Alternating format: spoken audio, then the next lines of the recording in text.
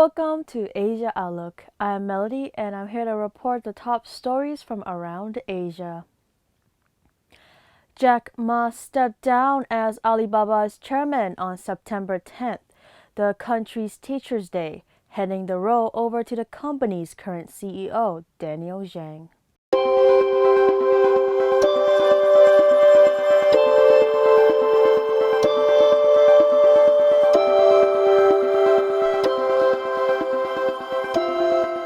I was the first. I know nothing about technology. I know nothing about management. I know nothing about, but the only thing is that you don't have to know a lot of things. You have to find the people who are smarter than you are. For so many years, I always try to find the people smarter than I am. And when you find so many smart people, my job is to make sure the smart people can work it together. And then if smart people can work it together, it's easier. The vision they will believe. Because if stupid people can work it together easily, smart people can never work together.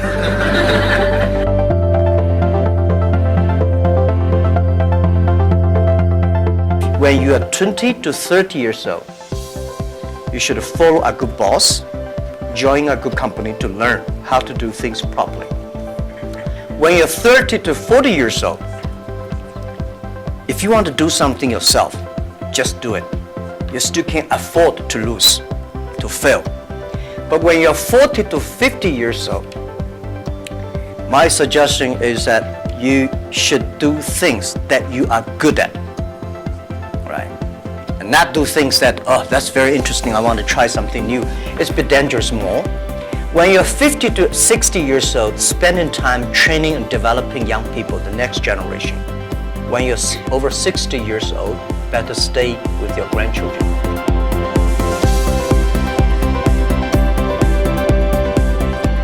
I think globalization cannot be stopped. Nobody can stop globalization. Nobody can stop trade. I think globalization did a fantastic job in the past 30 years. Enriched a lot of countries, but of course caused a lot of problems. Right? Young people did not have opportunities. Small business have not opportunities. Developing countries were neglected. But it's only 30 years. It's a baby. Today, we have a better technology. We have a better knowledge about globalization.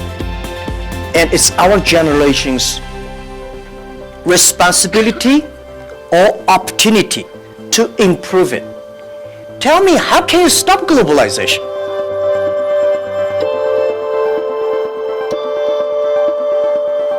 Education, it's a big challenge now.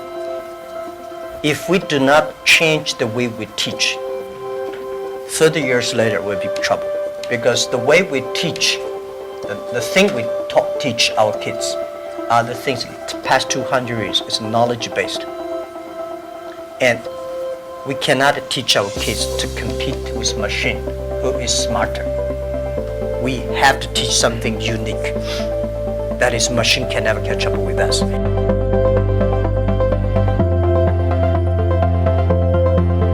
I never thought I could be a CEO. I never thought later I'd become a good CEO.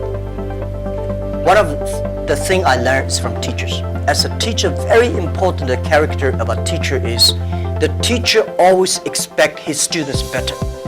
If you don't have this kind of thinking, it's a lousy loop. It's a terrible.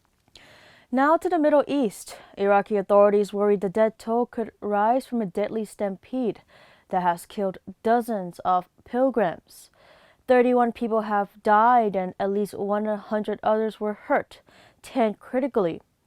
Panic erupted as thousands of Shiite pilgrims were entering the Imam Hussein shrine in the holy city of Karbala. The annual ritual marks the death of the Prophet Muhammad's grandson Hussein in battle. It draws hundreds of thousands of pilgrims from around the world. Prime Minister Shinzo Abe is broadly reshuffling his cabinet. He'll draft the son of former Premier Juichiro Koizumi as environmental minister, likely to give Abe a boost in popularity. 38-year-old Shinjiro Koizumi regularly tops the list of lawmakers favored to succeed Abe. He is expected to be one of the 13 new ministers among 19 to be appointed. The prime minister is putting allies in key posts as the country faces an increase in sales tax and a bid to amend its Pacific's constitution. 17 people were reportedly injured after two elephants trampled bystanders and marchers during the annual Sri Lankan street pageant on Saturday.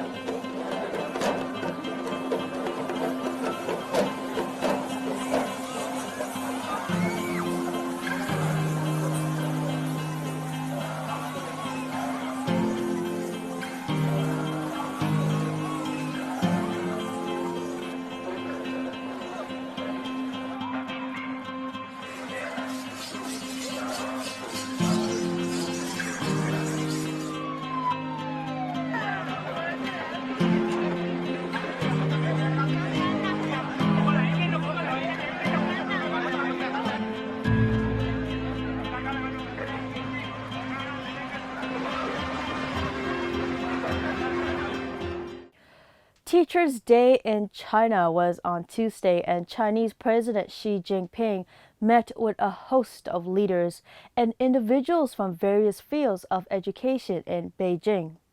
Hundreds of people were invited to the Great Hall of the People for a special meeting with the Chinese leader. President Xi also praised the works of millions of others who worked in education. Meantime, the Chinese Education Ministry honored 10 individuals in particular as in role models in their chosen profession.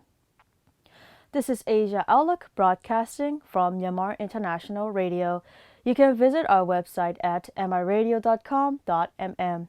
You can also listen to our radio programs live on the website. If you're on FM, make sure you catch us on 96.1 FM in Yangon, 96.5 in Mandalay, and 96.7 in Naypyidaw. You can also download MI Radio app on both iOS and Android devices for your own convenience.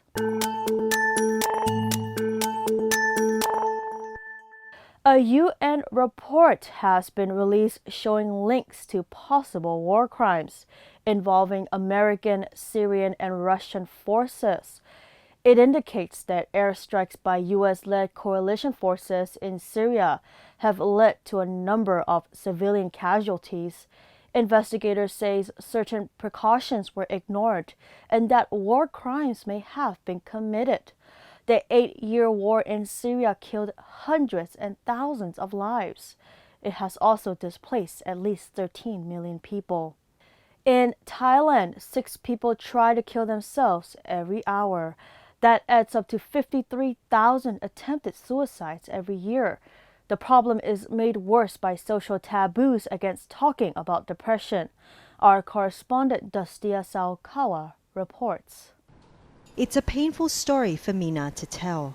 Her boyfriend of 7 years projected an image of strength, perfection, health, and wellness. But underneath this carefully carved facade was a person in pain, a pain so powerful it tried to take hold of his life, time and time again. Around 6 months later, he tried again.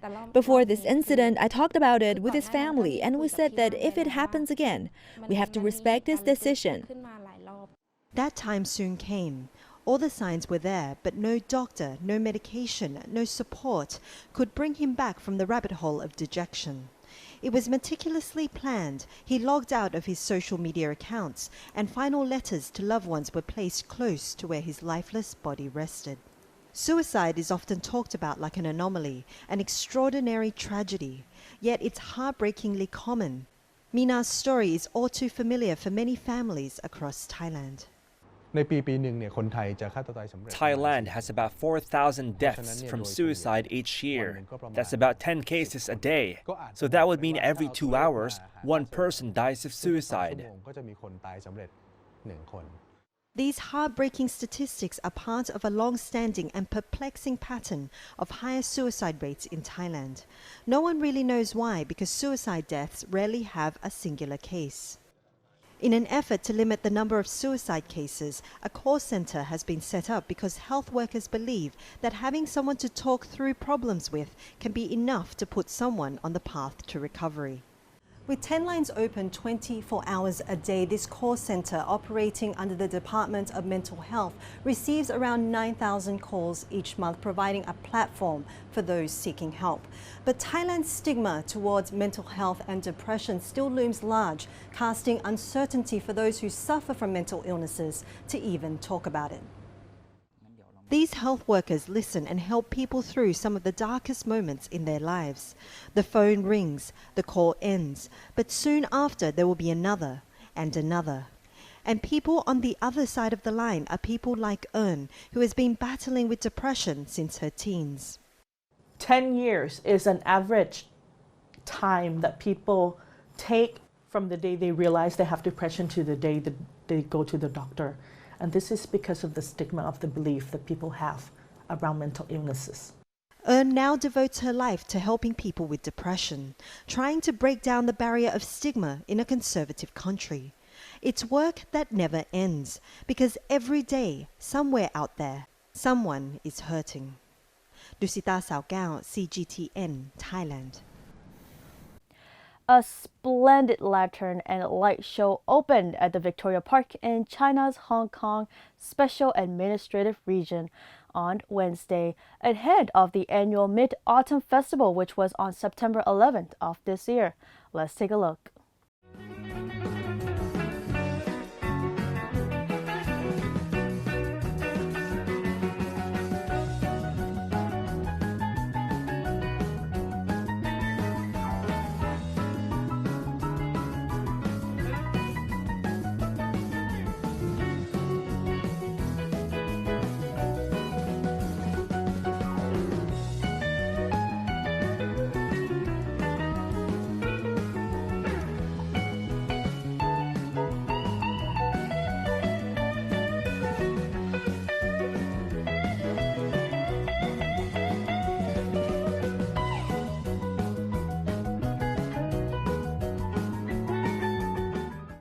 Former UN Secretary-General Ban Ki-moon is in Beijing discussing a recent report by the group he now heads, the Global Commission on Adaptation, GCA. He called for urgent action to fight climate change, noting that doing so will likely bring economic benefits. Wu Xungao reports. Tackling climate change can bring economic benefits and is in the nation's best interests. The words of former UN Secretary-General Ban Ki-moon speak directly to the release of a new report. He says investing $1.8 trillion globally in the coming decade could generate $7.1 trillion in net benefits. Ban now leads the Global Commission on Adaptation, founded last year in the Netherlands. It is true that many governments have been paying or investing more on mitigation, trying to reduce the greenhouse gas emissions. But it is equally important that we do more, and if not more, equally on adaptation. That's the main message. If we invest $1 today on adaptation, particularly on infrastructure, resilient to climate, then we can expect at least a $4 return. China's Minister of Ecology and Environment is one of the 34 members of the Commission. He says China has a national strategy to deal with climate change, both through mitigation and adaptation. President Xi has said many times that dealing with climate change is not what others asked us to do, but it's what we want. Through the CGA and other platforms, we want to improve our adaptation efforts. We also would like to offer capable help and share experiences with other developing countries through South-South cooperation. The report notes that those most affected by climate change did the least to cause the problem, and people most vulnerable to climate impacts need to be factored into decision-making. Launch events are taking place in more than 10 capital cities around the world, but Beijing is hosting the major event. There are multiple examples in China where under the leadership of President Xi Jinping and the government, adaptation action is being implemented in cities, in agriculture, in landscape restoration. What we try to do in the report as part of the Commission is show to the world what can work and how can we scale up the work toward the rest of the world. The Commission says it will make several announcements and unveil additional actions at the UN Climate Summit in 2 weeks. The action tracks which are outlined in the report cover areas such as food security, resilience, disaster risk management, and finances. Wu Guoxiu, CGTN, Beijing. Japan's ultra-high-speed Shinkansen offers one of the best train travel experiences you can get. But even among bullet trains, some are more special than others, and few are as special as Genbai. Whether you think one of the Genbai is the world's most beautiful train or the fastest art gallery, it's a real experience like no other.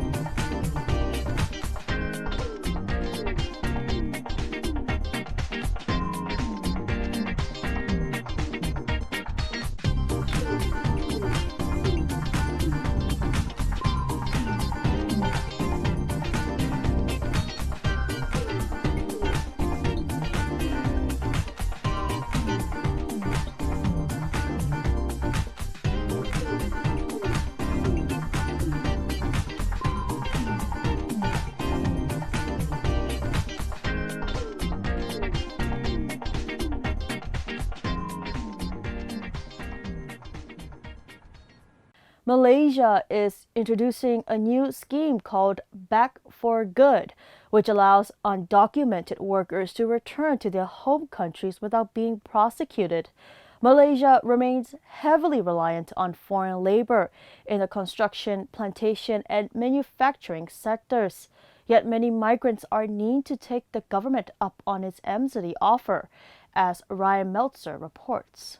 If these migrants from Indonesia, Bangladesh, Myanmar and elsewhere have got a valid passport and a one-way ticket and pay a $160 fee, they will be allowed to go home without punishment, despite being in Malaysia illegally. If they had been caught in one of the many raids, they would have faced lengthy detention, then deportation. Authorities and the public often blame undocumented migrants for social ills such as crime, but they are all too often victims themselves. I paid $2,000 to the agent, but he lied about getting me a work permit. I cannot stay here anymore. It's too difficult. I have to go home. I gave money to the agent. He took my passport, never prepared a permit, and disappeared. All the time the police are bothering me, demanding money. Because they opened up this amnesty program, I have to take this chance and go home.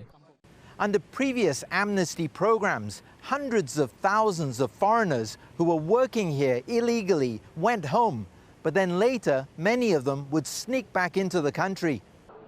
With immigration authorities now recording biometric data, they expect the Back for Good amnesty program to live up to its name. But some are not happy to see the government once again offering undocumented migrants an easy way out. It creates a vicious cycle. People actually expect the next amnesty will come, and it actually indirectly encourage flouting the laws. It actually erode the confidence of the public towards the public authority. The Back for Good program will run till the end of the year, with some 28,000 foreigners having already taken up the amnesty offer in the first 5 weeks of the program. Ryan Meltzer, CGTN, Kuala Lumpur. This is Asia Outlook, broadcasting from Myanmar International Radio. You can visit our website at mnradio.com.mm. You can also listen to our radio programs live on the website. If you're on FM, make sure you catch us on 96.1 FM in Yangon, 96.5 in Mandalay, and 96.7 in Naypyidaw. You can also download the MI Radio app on both iOS and Android devices for your own convenience. A new law in Thailand has classified smoking in the home as an act of domestic violence. The law makes it illegal for smokers to indulge their habit if other family members are present. The legislation is aimed at cutting rates of asthma in children, reducing lung cancer from secondhand smoke, and bringing down the number of smokers by 30% in the next 6 years. Those who can't kick the habit are feeling the pressure to quit. After a long day at work, this is how Apichat takes a moment to relax. But now, even these quiet moments are soon to be stolen from him. He's a heavy smoker, and under Thailand's new law, is banned from smoking in his own home. He understands why he can't smoke in public, and that the price of cigarettes has doubled in recent years, but this is a bit too much. And he feels that the current legislation has persecuted smokers so much, they now have nowhere to hide. They don't want us to smoke inside. I can't smoke outside either. We're not allowed to smoke in any public place. So where else are we supposed to go? There must be a certain place where we can smoke freely. He shares a house with his sister-in-law and her family. She's an ardent anti-smoker and is acutely aware of the damage caused by second-hand smoke. But they've never had a problem accommodating his habit and keeping it away from the kids. If I have some people in the family smoking, I have to say, no, you can't smoking inside the house. But you wouldn't like to see anyone go to jail for smoking? No. There are 11 million smokers in Thailand. That's nearly 20% of the population. And deaths from smoking-related illnesses are now more than 400,000 a year. But this change in the law is aimed at protecting those who live with smokers, particularly women and children, whose chance of getting lung cancer increases 24% by inhaling second-hand smoke. But how will the law be enforced? Will the police be moving through suburban neighborhoods, sniffing under doors? We don't have any idea to stop smoking in the family. We just say that for the safety of the member in the family, please try to aware. Please try to aware. So this is more of a guidance than a law? Yes, that's right. It's pretty hard to be a Thai smoker these days. Cigarette prices have increased dramatically, smoking's banned in restaurants, shopping malls, and now the final indignity. You can't even smoke in your own home. So the sensible decision would probably be to just quit. Tony Cheng, CGTN, Bangkok. Typhoon Fasai has killed at least 3 people after slamming the Japanese coast on early Monday. Dozens have been hurt. The storm brought heavy rain and strong winds to the Tokyo area, bringing transportation networks to a halt. Train service was briefly suspended, affecting over 2 million passengers before resuming later in the day. More than 130 flights were also halted, stranding 10,000 people. Dry weather is helping fuel hundreds of forest fires across Indonesia. In neighboring Malaysia, smoke is causing major problems where bad air quality and visibility is forcing some schools to close. But as Ryan Meltzer reports, Indonesia says it's not to blame.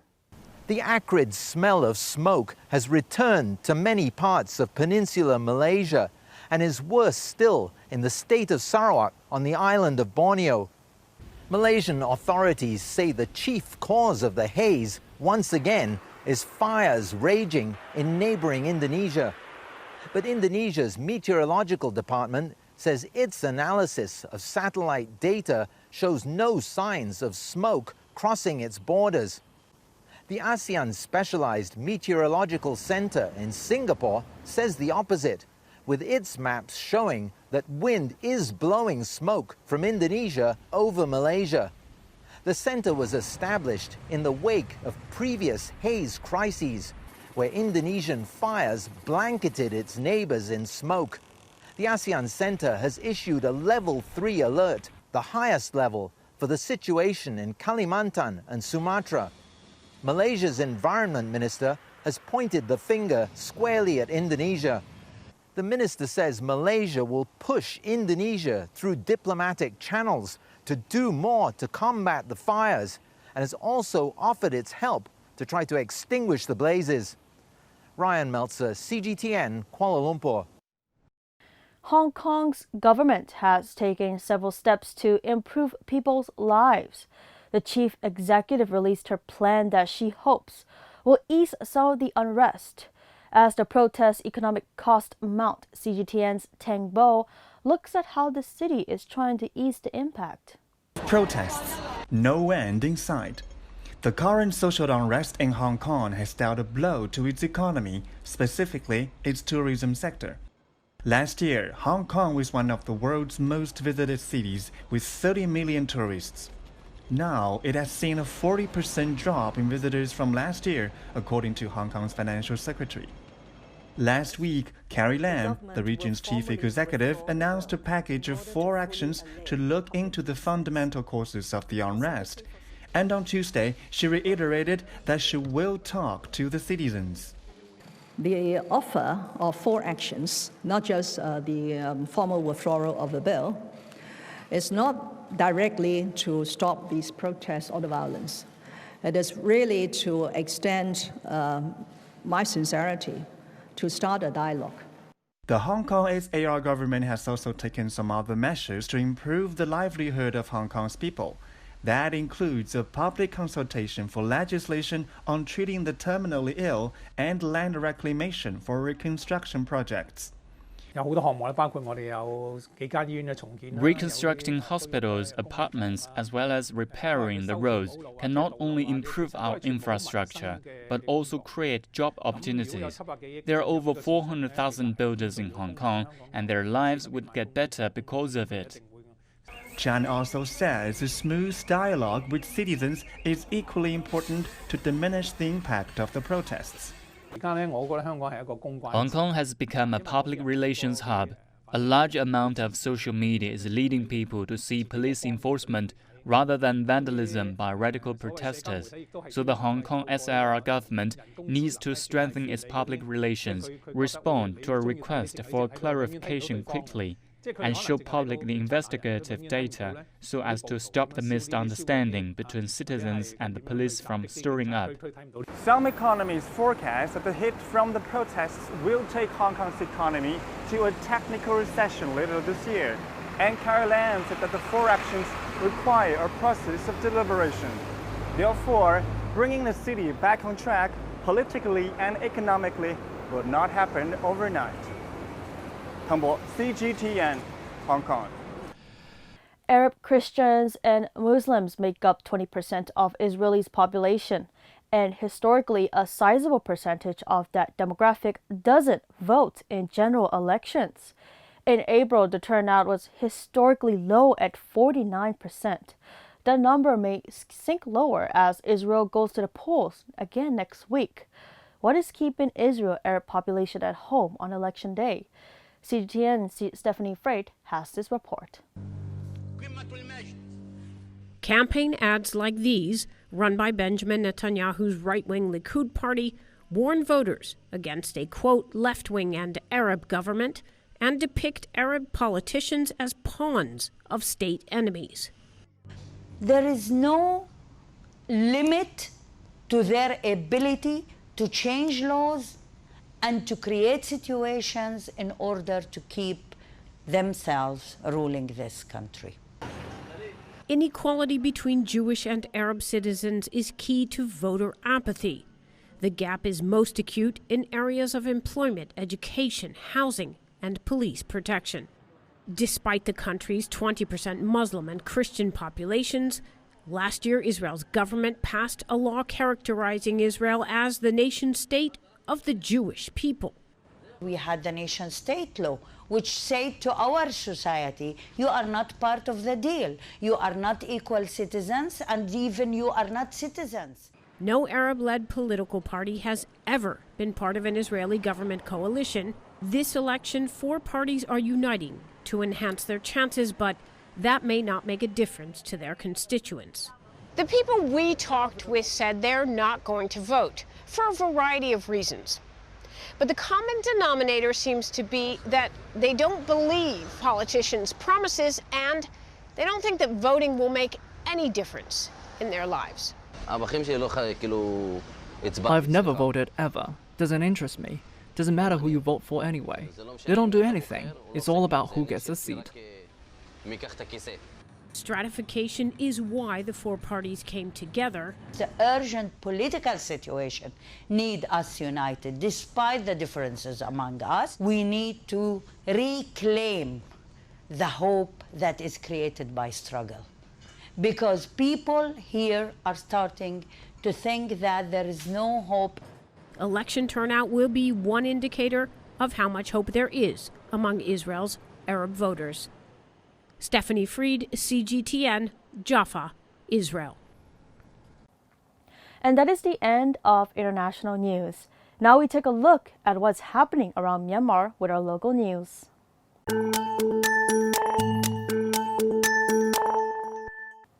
State Councilor and Union Minister for Foreign Affairs, Daw Aung San Suu Kyi, hosted a farewell lunch for Ambassador of Brunei Darussalam to Myanmar and Dean of the Diplomatic Corps, who is leaving Myanmar after completion of his tour of duty, and spouse at the residence in Naypyidaw on Wednesday.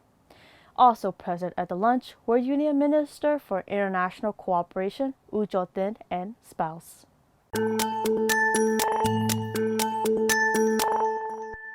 Asian Expanded Program on Immunization Managers held a meeting on Wednesday in Naypyidaw.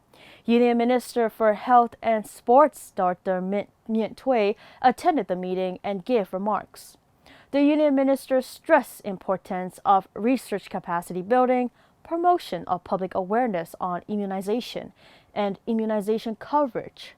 Experts from Johns Hopkins Medical Institutions, the World Health Organizations, and the United Nations Children's Fund, CDC, PATH, John Snow Incorporation, the Chinese University of Hong Kong, and the University of Melbourne attended the meeting.